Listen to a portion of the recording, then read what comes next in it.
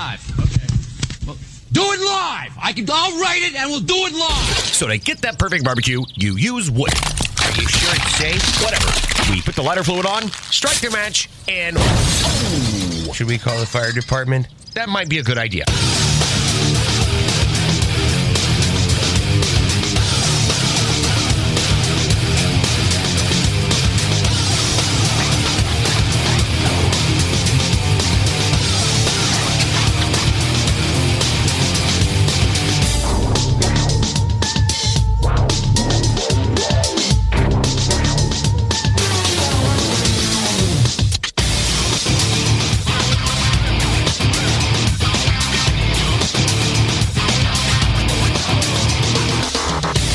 All right, good evening, and welcome to the Really Big Barbecue Central Show.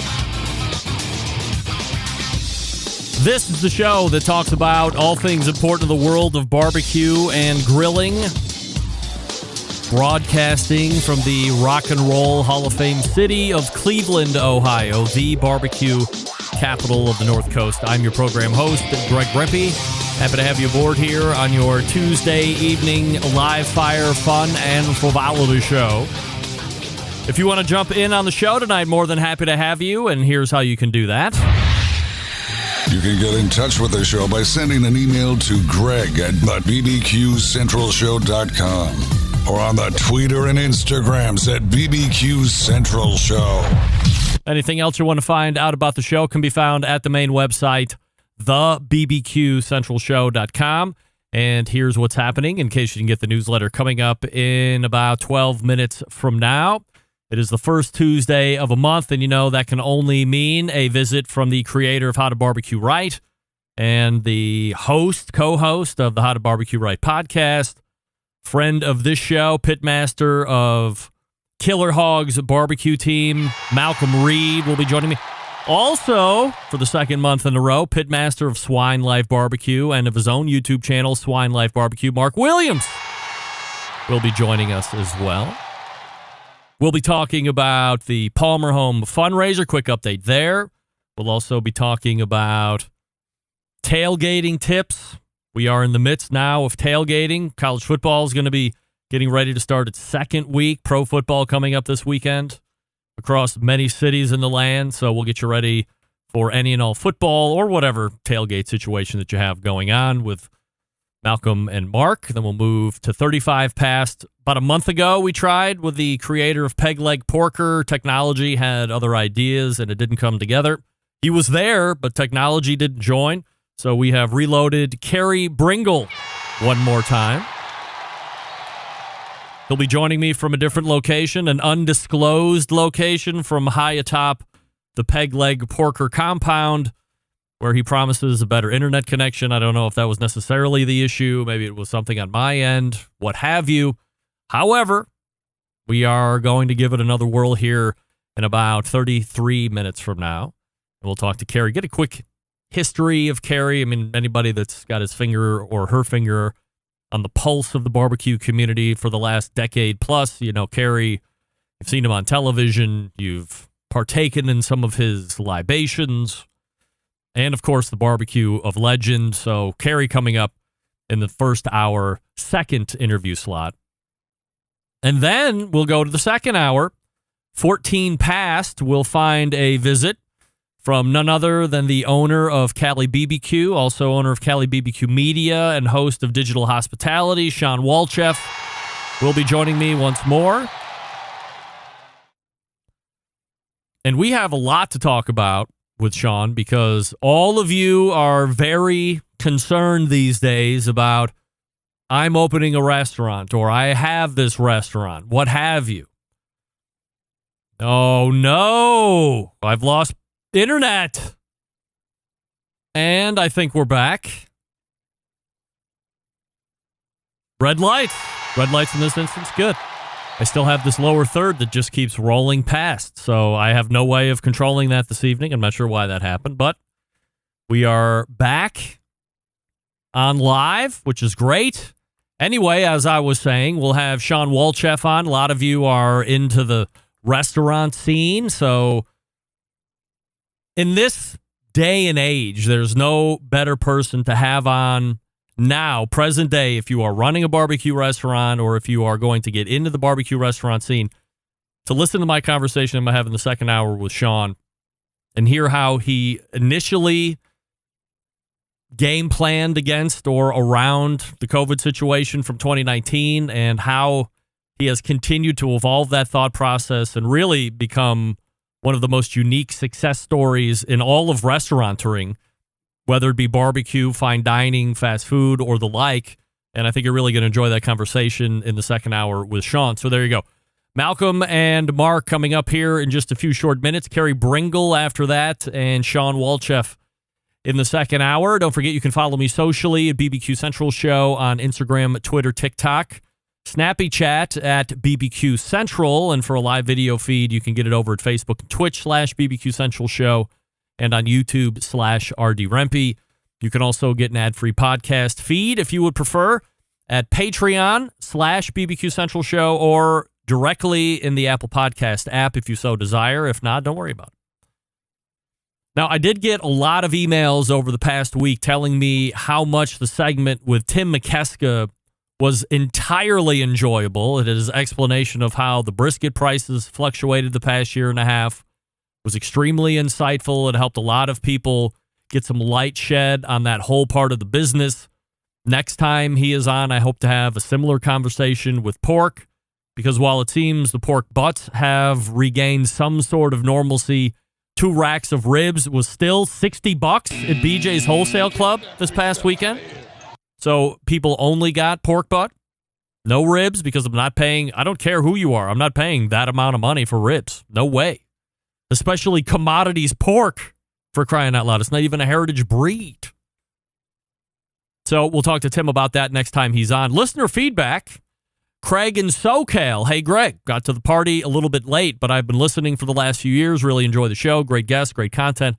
I was traveling for work back in July, spent a night in Roanoke, Virginia. The hotel I stayed at had a Mexican restaurant right next door. So no brainer where I would be having dinner that night. While perusing the menu, I came across, you guessed it, chori pollo. Did I order it? Damn right. There was no question about it after hearing you tout the virtues. It was mighty tasty, and I would certainly order it again given the chance. The dish just needs to work its way out here to SoCal now. Keep up the good work. Regards, Craig.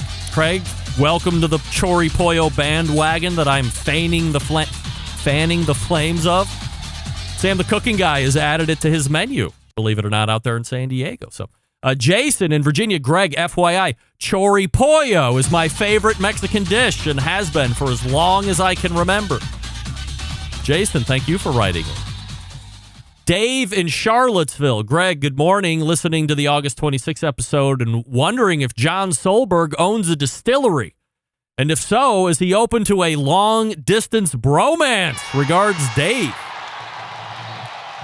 Look, you're going to have to get in line, Dave in Charlottesville, because I'm first in line for the bromance with John Solberg, a renaissance man of the live fire industry, making his own lump charcoal, roasting his own coffee beans, cleaning his grills, the likes of OCD, Wonderment, and as we found out on the last Embedded Correspondence segment, rolling his own cigars, if given the chance.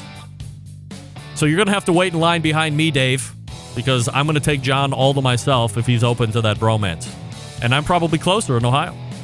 So it makes more sense that I would date him before you. All right, before we get to Malcom and Mark, let me talk to you quickly about Big Papa Smokers, the one-stop online shop for all things barbecue. A curated selection of only the best outdoor cooking and grilling supplies will get you on the path to better barbecue results in no time.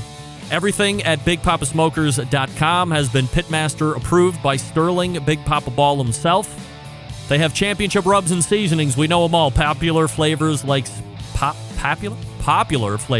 Sweet Money, Cattle Prod, Cash Cow, Double Secret Steak Rub, Little Louie's Seasoned Salt, some of my favorites. 13 perfectly balanced flavors that will transform ordinary meals into extraordinary. Also, owner of Granny's Barbecue Sauce.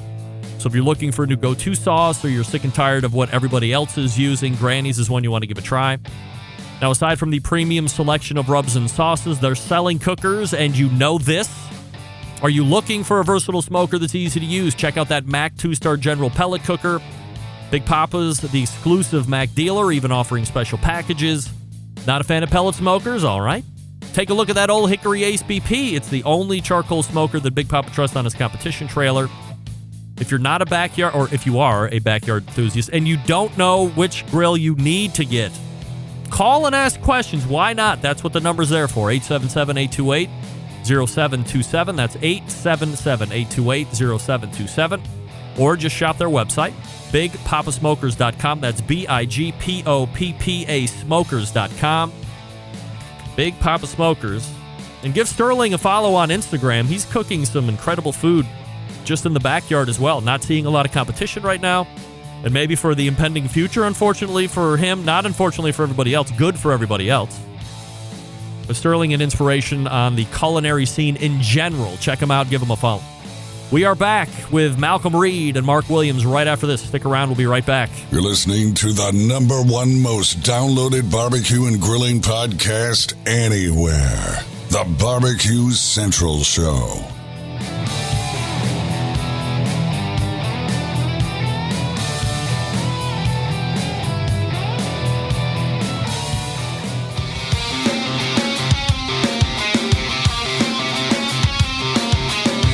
Broadcasting live from the BBQ Central Show studios in Cleveland, Ohio.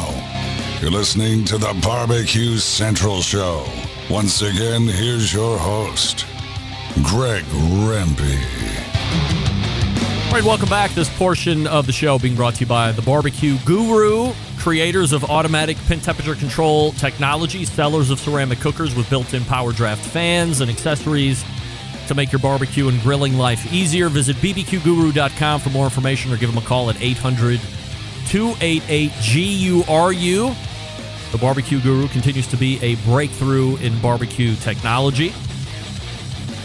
It is the first Tuesday of September, if you can believe it, 2021 rapidly coming to a close, and the first Tuesday brings a visit from the co-creator of How to Barbecue Right, the pitmaster of Killer Hogs Barbecue, and we'll be joined once again by the pitmaster of Swine Life Barbecue and the associated YouTube channel. We race to the hotline and welcome back Malcom Reed and Mark Williams. Gents, really appreciate you taking the time. I mean, what could be better for a gal like me than to have two hot barbecue studs like you 2 months in a row? I mean, that's big shoes to fill there. I am mega pumped up, no doubt about it. You're a lucky man, Greg. Lucky man. You don't have to tell me twice, Malcolm. I can see it with my own two eyes as I look into the confidence monitor. Before we get going tonight, and we have a lot of stuff to talk about, I wanted to get an update from you on the Palmer home. Of course, we have talked on and off for the last number of months. It's something that you and Rochelle really dove head first into a number of months back. And after I heard about it, I was like, we don't really have a Palmer home situation up here in the Cleveland area. So it was very inspiring to me to listen to you guys get behind it. And then I thought I would try and help out wherever I could as well. So give us an update on where we're at currently. Well, it's officially over. I think Labor Day, Labor Day was when we called it. I don't remember when we started. It must have been February, March, something like that. But we took on a goal to raise $20,000. That's what it takes to feed one of the families that takes care of 8 kids here in Hernando. And we ended up raising $47,000, Greg. Holy moly! And so we raised enough to donate to take care of 2 families for the year, which we're thrilled about. We couldn't have did it without your help, all the supporters' help, everybody that listens to your podcast, listens to our podcast. You know, we really called on, the barbecue community to help us out with this. And then, man, everybody showed up. It was really, really great. For those top 5 donors, and we don't need to list them out at this point, but what is the reward? I know we were talking about it. It was going to be some kind of a weekend. Do you have the dates locked down, and what can people be looking forward to? Yeah, I think it's November 6th. We're, like you said, the top 5 people are going to get to bring them and a guest and come hang out with us for a day, and we're going to cook a bunch of my favorite stuff, man. Football season will be in, really good form then. So I'm sure we'll have some games on, cooking some of my favorite recipes, show people how, we cook them, probably get people to jump in and help out a little bit, but it's going to be a good day of hanging out. Right. I'm sure there'll be a trip to La Siesta for margaritas in there somewhere. And it's just kind of a thank you for the, I wish that we could have I wish that we could invite everybody that it donated, because there was no amount that was too small, but we just thought it would be nice if we, the top 5, if we did something special. So, we're really looking forward to that. That's going to be a fun day. It's not going to be work. It's just going to be a lot of fun, a lot of good eats, a lot of good fellowship. No doubt about it. Malcom Reed and Mark Williams joining me here on the show. Mark, from a not fast food, but from a social media foods trend, are you all in or all out on the hottest thing ever to hit the social media scene here in the last 2 weeks? Smoked cream cheese. Would I eat it? Heck yeah. Yeah. To me, it sounds great. I hadn't jumped on the boat yet and I hadn't tried it.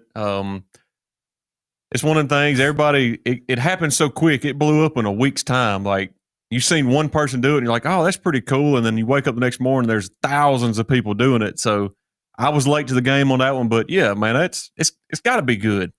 You have a burgeoning YouTube channel. You have just under 42,000 subscribers. Do you feel any kind of pressure when you see something like this fall out that you have to jump on and put a Swine Life barbecue spin on it? Malcom, I'm going to ask you here in a second, so think about your answer here. But do you feel any kind of pressure to jump in and perhaps take advantage to gain new followers off of that? I mean, yeah, a little bit, because, I mean, that's probably one of the number one search things right now, especially on TikTok and everything like that. But in the same sense, I take a lot of pride in trying to be original, trying to put my twist on it, and, not necessarily jumping on the bandwagon and cooking the cream cheese. But, I mean, it's a great recipe, and it's a blank canvas. It's just like everything else. Everybody can make that their own really easy. And every week you see it and somebody's topping it. Somebody's adding bacon jam to it or doing something crazy with it and really, bringing out great flavors with the blank canvas. Malcom, do you feel pressure? You have now 1.3 million YouTube subscribers. So is that a nice way for you to perhaps gain a couple extra followers? I've never really jumped on the trends as much like that. There's probably been a few that I've done, but it's not something I go looking for. Really, with mine, I've already worked out, kind of got a schedule that Shell keeps me on. And so it's like, this week you're doing this, and we've already practiced it and kind of got it down. So she's not giving me a whole bunch of leeway. But there are times where I'll see something and do it. I mean, I did the cream cheese on TikTok. It's probably been over a month ago or something like that. And it really wasn't a big thing then. But that little TikTok video has got like over 14 million views now. So that tells you how much that thing's taken off, people smoking cream cheese. But I will say this, Greg, I don't know why I've never done that before, because it takes cream cheese to a whole nother level. Really? There's no reason not to smoke it first. I mean, there's this is probably old man in me, and this was also what I feel like I must have been when I had defiance against pellet smokers, which now I fully am in deep love with, and I have many of them on my back patio. But I'm like, cream cheese? Like, is there not 50 other things that we could try smoking besides cream cheese? I mean, you're unwrapping a brick of white cheese, throwing it on the smoker. I mean, what do you think's going to happen? It's going to absorb as much smoke as it probably can, because it's cold and it's kind of damp, and everything that smoke can attach to, cream cheese is made out of. And it's going to get that nice patina color. I mean, visually attractive, blah, blah, blah. But I think, maybe that was something that could have been left. And I love seeing people just throwing shit up against the wall and seeing what's going to stick when it comes to the next fad. Malcom, I got to ask you, I mean, for as hard and as long as you work to really craft the YouTube channel into the juggernaut that it is now, are you just blown away with how popular you've gotten on TikTok in a mere fraction of the time? 8 months. We're probably going to pass our YouTube numbers in 12 months. I mean, I'm getting close to it now. I mean, we're almost to 1 million. It was unbelievable, but that shows you the way people are viewing media differently now as opposed to when I started. YouTube's still the best long form video out there, but the short form video is the one that's real popular. People are consuming it on mobile devices. So everybody's scrolling through their phone and they've got, 60 seconds to watch a video. That's about all the attention span you're getting. And I think that's why it's so popular. It's, you're asking for a commitment to somebody to sit down and watch a 12-minute YouTube video now, Mark, all the way to the end. Mark, do you have a TikTok too as well? I do. I had to get on that one. That was just another platform that, like Malcom said, it's blowing up. And if you're not trying to capitalize on that, then you're wasting time. You definitely need to do that. I've been doing it for maybe 2 months and just a couple videos. We've been laying low the last few weeks just because we got so busy with stuff up here. But I think I broke 10,000 followers on TikTok yesterday. And I mean, it's going to pass my YouTube channel within the month or two. So, well, I fear it is a fast growing place. No doubt. And I fear that the Barbecue Central show is going to have to be condensed to 1-minute interviews going forward so I can, take advantage of this whole following as well. Although I think when people are in cars or traveling, that's kind of still where my wheelhouse lives and where your wheelhouse lives, Malcom, on the audio side for downloads of the podcast. For certain, I really think the way we use it as like an experimental platform where I can try stuff that I wouldn't do a YouTube video on, but it also reaches a different audience that might not have heard me on YouTube or seen me on YouTube or heard the podcast. So for your instance, it would work great if you just had little 60-second clips of something that was funny. People would say, man, where did this come from? They'd go to Barbecue Central and listen to the whole podcast. So next thing you know, you've converted a younger audience because it's definitely a younger audience on TikTok. No doubt about it. I think get you a 60-second clip when your internet goes out. It'd be great. Yes, yeah, all the cussing. Yeah, that's gonna be that'll be my viral TikTok when the internet goes out and I capture that and put it back up there. We're talking with Malcom Reed and Mark Williams. Malcom over at howtobbqright.com and Mark Williams, swinelifebbq.com websites for them both. All right, so as we had mentioned a couple different times, football, college football's in, pro football starts this coming weekend. And that, of course, no matter where you are and what team you root for, tailgating, couch gating, whatever gating you want to do. But that means food. And down there in Hernando, you got, I know Malcolm's Ole Miss guy. Are you a Ole Miss guy too, Mark? I am. All right. Sadly, I never thought I would be, but that's where my wife graduated from. So you grow to learn it or grow to hate it. So yeah. Well, so that school obviously known for wonderful tailgates. SEC has a tremendous tradition of tailgating throughout its history. So when you guys think of tailgating, Malcom, talk to me a little bit about tailgating tips for success and then maybe what some of your favorite recipes are when you're going to be either tailgating at home or if you're going to be tailgating out at the actual event. The biggest thing for success for me is do all your prep at home as much as you can. That way, when you get to the tailgate, whether it's the next day at your house or it's away at the game in a parking lot or if it's at a buddy's, wherever it is, you're ready to go. You don't have to spend as much time doing the prep work, fighting the grill, doing all that. Have a game plan going in. That way you can enjoy being there. And, as far as recipes, I like to do stuff that's quick to cook. I don't want to spend a whole lot of time on day of the tailgate trying to cook a pork butt, rush it and get it done, or cooking a brisket or something like that. If I'm doing that, I'm going to use a pork or I'm going to use brisket in a recipe, but it's already going to be pre-cooked where all I have to do is get it on a grill, get it in some heat, maybe a little pellet grill that we brought. And, that way I can enjoy myself. I love wings. I'm a wing junkie. I think you can't do a tailgate or get ready for a football game without eating wings of some kind. I'm big on sliders. Anything that you can cook and eat in one hand and have a cold drink in the other hand, I'm all about it.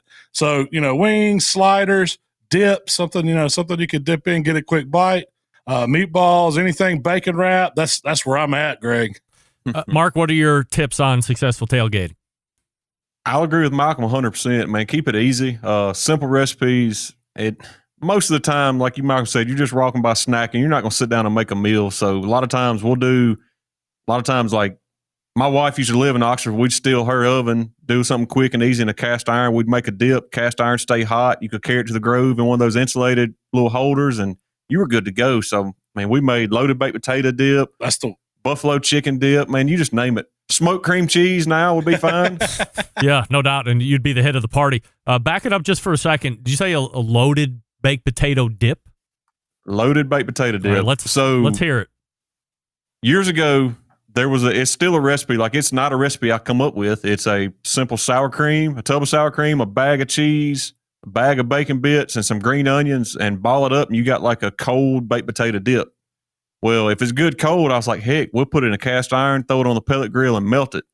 and it is unbelievable. Once you melt it and get everything all ooey and gooey, get some big Ruffle Lay's potato chips, you're good to go. Wow. Have you ever added everything? Have you added the baked potato to it though? That's the potato chip. Keep it easy. I figure it's everything but a potato dip. Yeah, I was gonna say you could take potato, hollow it out like you're gonna do twice bake, and then just jam that boat full of that dip, now and you're then talking. pick it up, jam it in your mouth, or half it up. I guess that's you the don't have next to recipe. Yeah. Give me Loaded credit. potato skins. I like that, Yeah, Greg. no doubt That's about a great idea. I mean, I am so full of recipe impromptu-ness. I mean, that's like my wheelhouse. Anything else? Drink wise, guys, Malcolm, what do you like to? Are you just a beer guy, or will you cocktail it up at the tailgate? Yeah, usually, we're making something. If it's like a tailgate punch or something like that, I've got, one that we do. We call it Bullfrog, and it'll get you hopping. It's it's basically like a lemon. You take you've seen the frozen limeades and frozen lemonade concentrates. You take one each of those. You put it in a big, like 2-gallon container with a spigot. You dump in a half gallon of vodka. You add about 2 liters of Sprite. You cut up some limes and some orange slices and some lemon slices, and you put in there, and you just stir it all up. So it's like a jacked up lemonade. Yeah. And it tastes on these early games where it's still hot outside. That's a refreshing drink that will sneak up on you and kick your ass. I promise you. No doubt. Mark, what do you like to partake in? Bloody Mary. Hopefully, I love an early AM, SEC game. 10 o'clock, 11 o'clock in the Grove is hard to beat. That's one of my favorite times. So, little frosty morning, Bloody Mary. That's my favorite. If you ask Malcolm, he knows that I am a high-level detester of the Bloody Mary on many different levels, mostly in those competitions where you put 17,000 pounds of food off of a 6-ounce drink, which I still don't understand. But what is your best Bloody Mary recipe? So with me, I love a good briny, kind of almost sour Bloody Mary. So I'm going to do just for a Grove, easy mix, usually Zing Zang or something like that. But I cut it in half. I'll do pickle juice, olive juice, and then that, and shake it up, a little bit extra pepper, hot sauce, and of course vodka. Yeah, and if you got horseradish available, definitely. You're a horseradish preferer? I love the pickle juice in it, though. All right, you like the horseradish in it? Yeah, definitely. All right. You got to open them sinuses up early in the morning. No doubt, hair of the dog. The other thing I wanted to touch on here, guys, while we got a couple minutes left, is this deep fryer that I saw you have. So I have this really crappy, might hold 6 wings deep fryer that we use rarely. Probably it's out of sight, out of mind. It's like it's small enough for me to put away in the basement when I'm not using it. And if nobody's asking for something specifically deep fried, it just stays in the basement where I put it and I don't see it. So I'm not thinking about using it. But you guys have something that you were testing out a couple months ago that seemed to be like a little bit more industrial looking, but I don't know if it was really industrial size like you would use in a commercial kitchen. But if you could tell me a little bit about it, and then I have some questions about deep frying basics. Well, it's a double. The one we use is a double basket deep fryer. I wouldn't say it's commercial, but it's perfect for your outdoor patio. I think it holds 4 gallons of frying oil. Usually I'm a big fan of peanut oil or just the clear frying oil. Either one of those is great for it. But this one's set up, man. You could do. Heck, I bet we were frying probably 16 wings at a time. Yeah, it'll do 2 pounds of wings in each basket. Yeah, at each basket at a time without changing the temp up too much. It just runs on a regular propane bottle. You light it up and you kind of control the flame as it comes up. It'll set at 350, which is usually what we're frying at. And it's great for outdoor cooking. Yeah, the big thing with that fryer is the heat and everything is kind of midways of the oil. So if you have any like cornmeal or anything, it settles the bottom underneath the heat so it don't burn, so it don't scorch your oil, and you're able to save your oil a lot better. What is the standard operating procedure on looking at the oil and deciding, hey, we can get another cook out of it, or we got to drain it and add 4.5 gallons of new oil? I say, depends on what you're frying. Like if you're doing chicken wings, you can use that oil forever as long as you don't ever get it over that 375, 380 and scorch it. It stays pretty clear with chicken wings. When you start doing a bunch of cornmeal and fried pickles and hush puppies, that's when your oil's going to start getting a little darker on you. But as long as it still smells like frying oil and don't smell like burnt oil, it's pretty well good to go. I think Mark hit on it there. It's really about the temperature of that oil. If you get it over that smoke point, which with most oils we're using, it's upwards of 400. You think of 415, 425. That's where you smoke the oil, and it's going to start having that bitter, burnt taste. This takes me way back, Greg, to when I worked at Sonic back in high school. We had to change the oil out weekly, but you got to think we were frying a lot. Yeah. And so we would filter it every night. So you can also filter these baskets too. They have a drain on them. You can run it through a filter, catch it once it cools off, and then pour it right back in. So you're getting rid of a lot of that. But it really just going to go by look and smell. Some of the famous hamburger places down in Memphis, Dyer's, they'd say they've been using the same oil for 60, 70 years.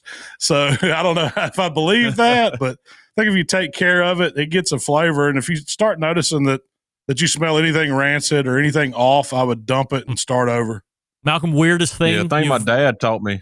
Go ahead, Mark. Go ahead. I'm sorry. No, go ahead. I think my dad taught me we cooked a lot of fish with cornmeal. So if you'll take a can of just cheap Wop biscuits and cut them up and drop them in the oil as you get done, all that cornmeal stick to that doughy on that biscuit, and it cleans your oil out. And they're pretty good bites. They're a good savory donut hole, but it'll help you clean your grease a little bit. Oh, great tip there right at the end. Mark, weirdest thing you've ever had deep fried?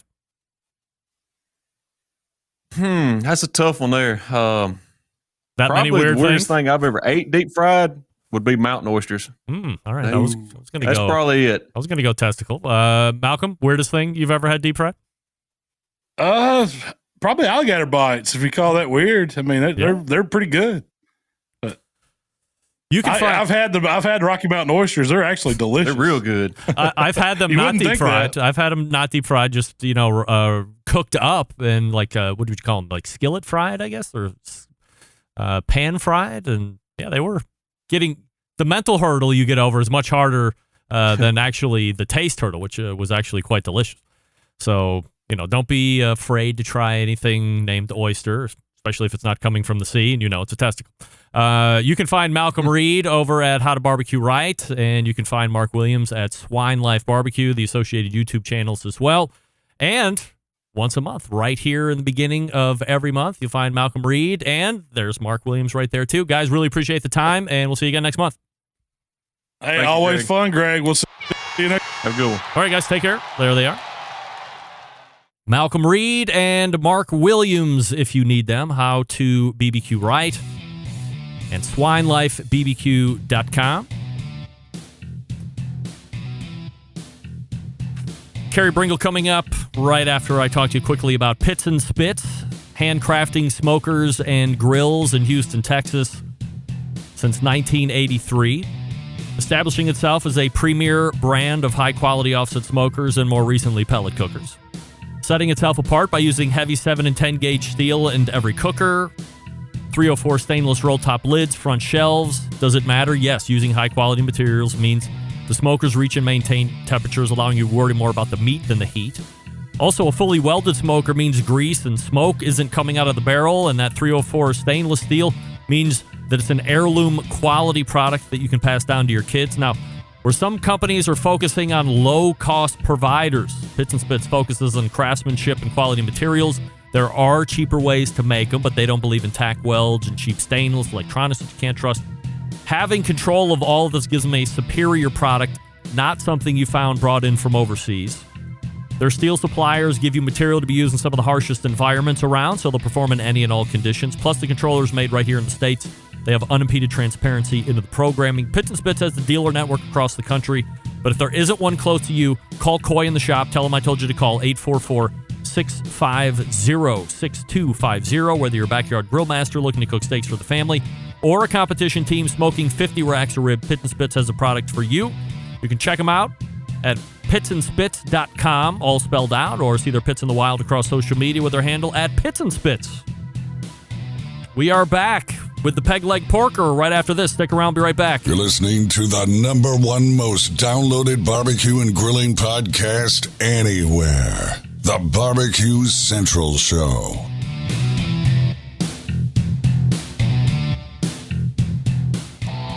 Howard Stern, Jim Rome, Dan Patrick, and Greg Rempe. The Mountain Rushmore of talk show entertainment. Now, let's get back to the Barbecue Central Show. All right, welcome back. This portion of the show being brought to you by cookinpellets.com, your number one source for quality wood pellets for all your pellet-driven cookers. Visit cookinpellets.com to purchase or see what else they're offering. Chris Becker and the gang. Appreciate their support. My next guest, one of the most well-known and accomplished barbecue cooks in the country. You've probably been to his restaurant. You've ever been to Nashville. Seen him on TV. Widely considered to be one of the best whole hog cooks in the country. And shameful that I am once again trying to have him here on this show. Technology was a little disserviceable last month, but we raced to the hotline and try it again as we welcome in the founder of the Peg Leg Porker brand, Carey Bringle, joining me. Hey, Carey, how are you? I'm good, Greg. How you doing today, brother? Guess what? We are in. We sound really good, as the truckers say. We're loud and proud and wall-to-wall, treetop tall, or whatever the hell they're saying.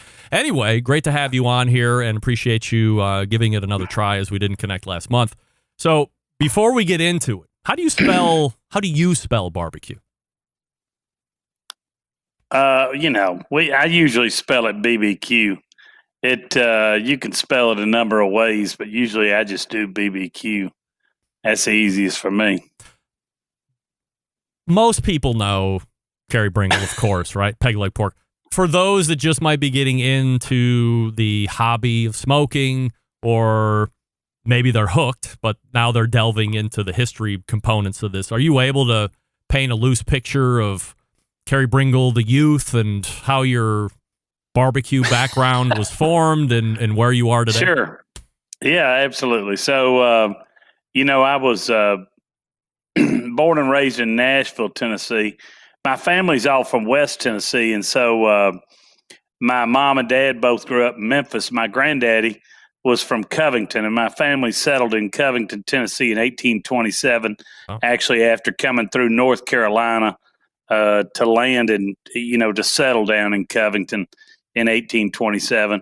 And they were farmers, and barbecue was a big part of their background and part of the culture at the time. And so when I grew up, although I was in Nashville, I traveled to Memphis a lot. My grandfather was an OBGYN who'd grown up on a farm in Covington, but delivered a lot of the children of the barbecue families. And although he didn't do barbecue for a living, he grew up cooking barbecue. And in fact, my favorite picture in the restaurant is him as a naval officer in the middle of World War II, cooking whole hogs on the island of Luan with the natives. Wow. In the middle of the war with the troops. And so that love for barbecue was instilled in me. We went to Lewis's store, Bozo's, Leonard's, all the places, the Public Eye, Rendezvous, all those places were instilled in me at a young age. And my uncle, Bruce, cooked barbecue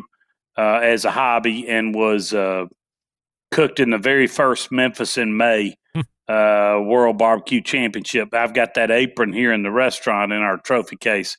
And Bessie Smith won that competition. A black woman was the very first to ever win Memphis in May.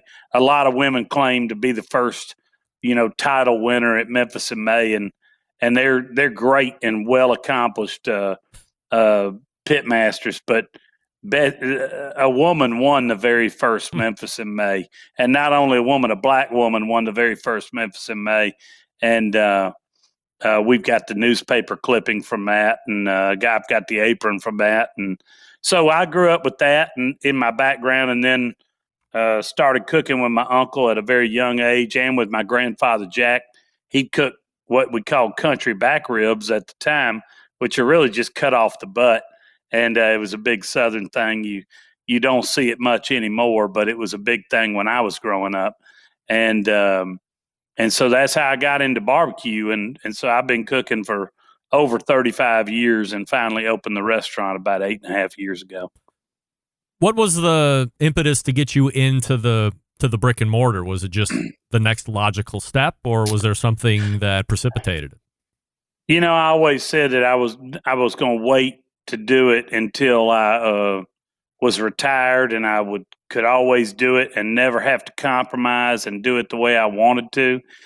I had been in healthcare, then I was in technology, and finally I broke with my company in technology, and it just seemed like the right time. And I started consulting, and while I was doing that consulting, I was building out the restaurant, and it just felt right. I felt like I wanted to do it, and we didn't compromise. We stuck to the menu that we said we were going to do, which was real Tennessee barbecue, no brisket, no beef, all pork, dry ribs. We started doing wet ribs and dry ribs when we first opened, and then we spent too much time convincing people that dry ribs was our specialty. They'd kind of get pissed off, and they were like, I feel like you're pressuring me. And I was like, that's because we are.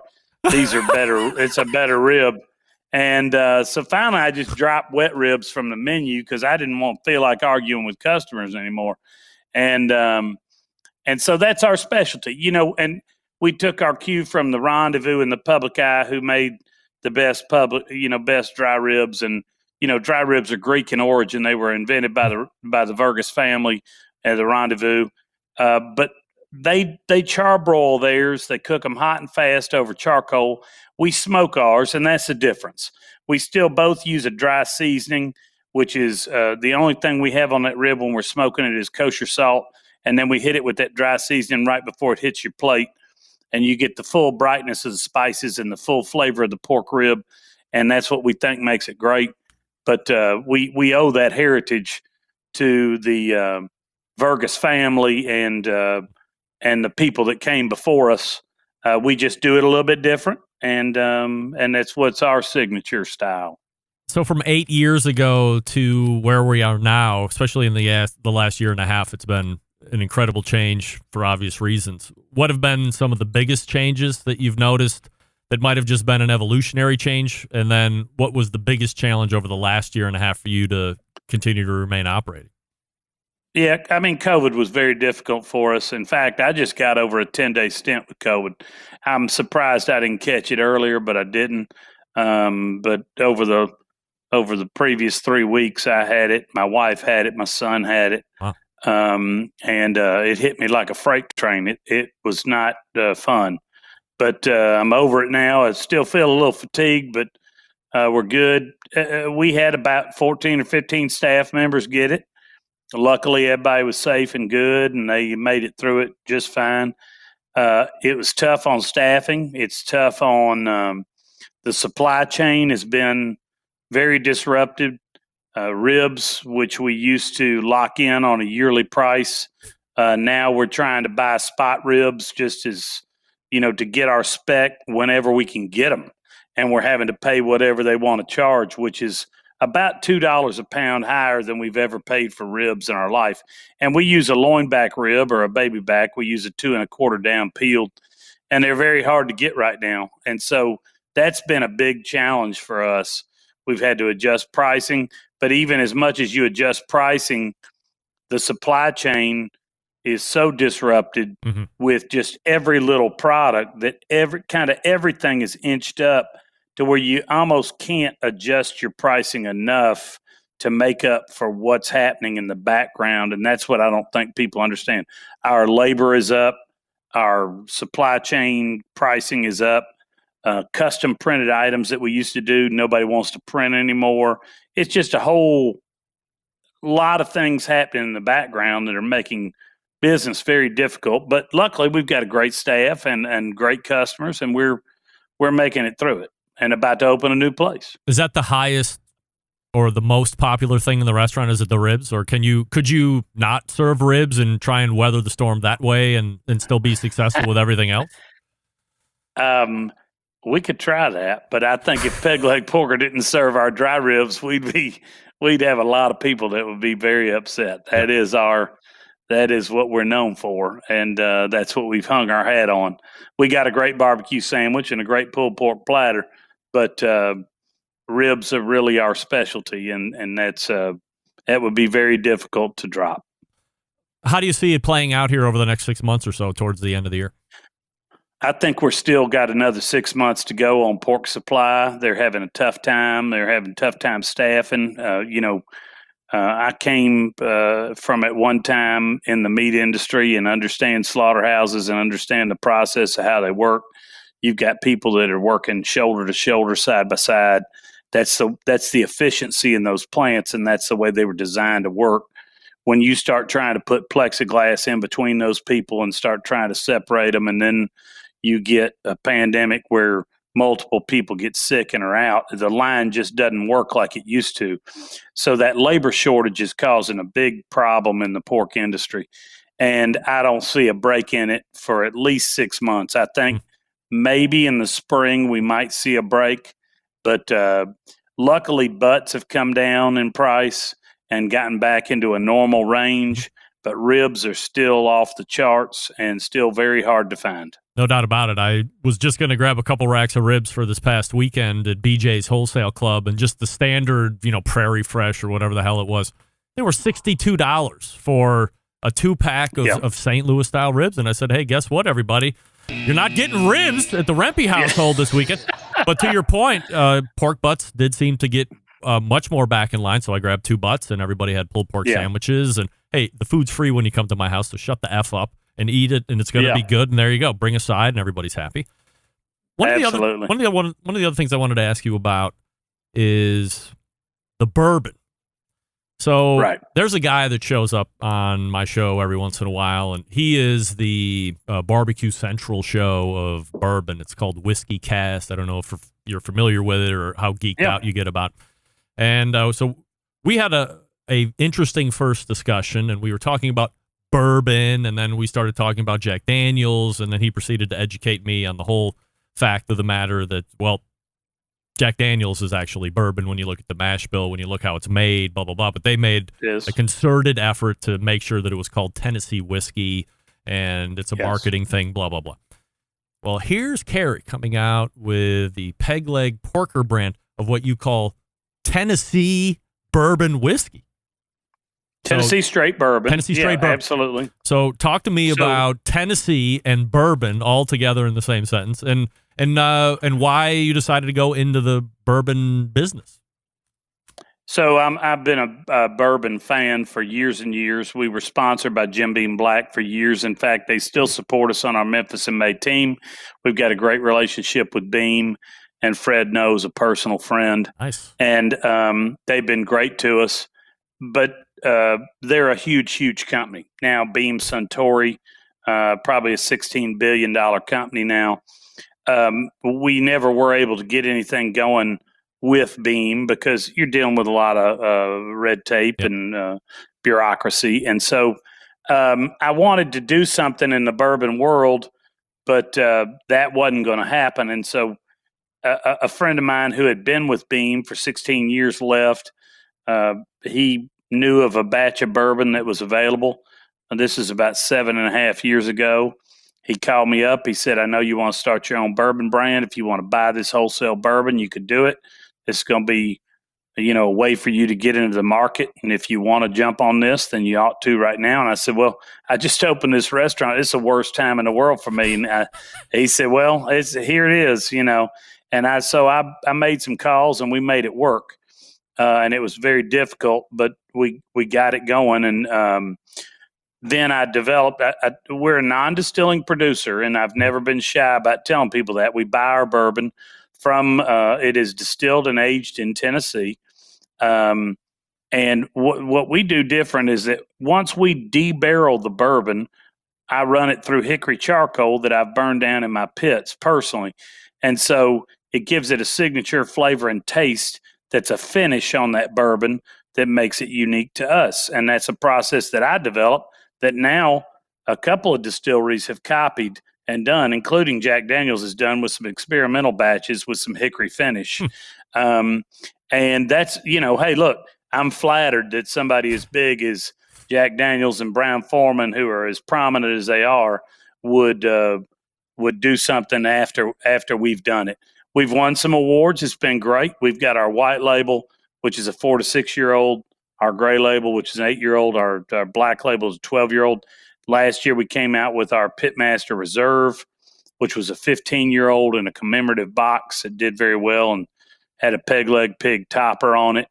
It's a field I'm passionate about. I get some grief about because some people say, well, you're a non-distilling producer. You know, I've been called a faker, or I've been called, you know, a rectifier. And, you know, people say, well, you just bought some bourbon and slapped your name on it and put it in a bottle, and that's what you did. And I said, well, you know, if you want to start your own bourbon company, please be my guest. Go ahead. I'm going to tell you there's 2 things you need: some deep pockets and big balls. Yep. And if you don't have those 2 things, then you need to just shut up and stop talking about how I run a bourbon company. We're now distributed in about 12 states, and it's something that I'm very passionate about. We've got a great product. We're very proud of it. We've laid down our own barrels. In the last year, we laid down 600 barrels. We'll lay down another 600 before the end of this year. Wow. And then we are working towards building a distillery in the next 5 years, but it will not be a small show still. It'll be a large production distillery that we're very proud of. And I feel like Turtle wins the race in this game, and we're in it for the long run. It's something I'm passionate about, and, you know, something I drink the product every day. I love it. So the way that it is now, you have a relationship with whoever is producing it is the same partner that you have right now that's producing it? It's not a partnership. It's very tough to get bourbon right now. I've got a network of brokers that I buy bourbon from, and we buy bourbon as it becomes available on the market. It's a very tricky game, and it's very tough to predict or know what's going to happen. And so you have to have cash readily available. You got to be able to pull a trigger in a matter of minutes. Yeah.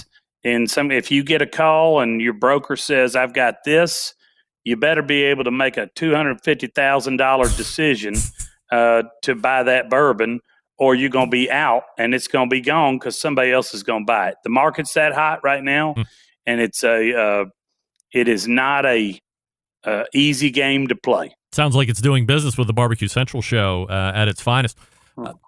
Is it hard then for you? Look, one of the things you always hear in barbecue, as you know, is consistency. Consistency is what is going to have your name rise to the top of the restaurant scene or the competition world, what have you.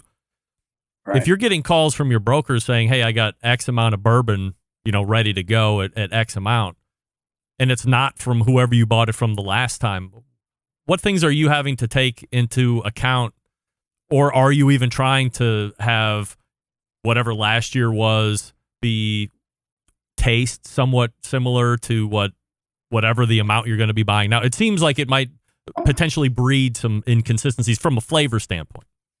It can be tough. We've always tried to buy from the same source, and whether it's multiple brokers, we've tried to get it from the same source to where it was consistent or had a very consistent mash bill, and it was what we wanted and what we knew our customers wanted. And then we use the hickory charcoal filtering process to finish it to make it even more consistent. But for example, I just bought some rye that's come out of Canada that I bought, 200 barrels of, which it's a lot of money. And I took a chance on, and it doesn't have the color I want on it. I'm going to have to rebarrel it and get more color on it before we release it. But it's excellent product. It's got a great flavor and a great taste to it. It just doesn't have the color that I think needs to be out there in the marketplace for the price point that it's going to cost to buy this bottle of bourbon or rye, which is it's 100% rye. And so I think my customers are going to love it, but you have to make those judgment calls. And these are not small money calls. Yep. These are big money calls that you're betting on. 200 barrels of rye,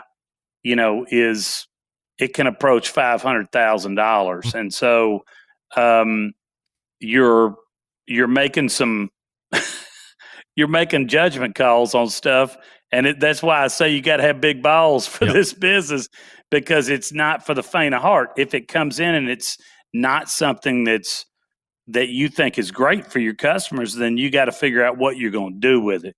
And again, like you said, in the barbecue business with peg leg porker, we've hung our hat on consistency.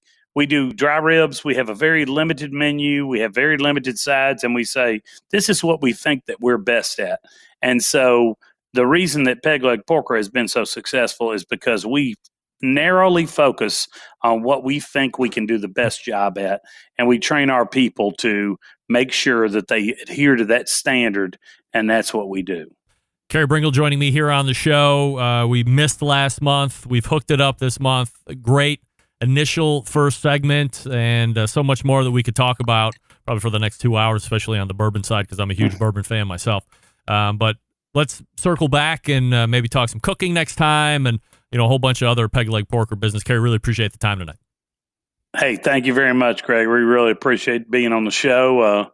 Always a pleasure, and got a great show here. Good to see Malcom and Mark on the show before me, and sorry last time didn't work out technically. We got it this time. That's all that counts. Thanks so much, my friend. Yeah.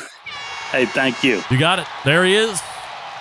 Carey Bringle right there, and he is, for as passionate as he's going to be on the barbecue side, perhaps equally or more passionate on the bourbon side, which is fantastic.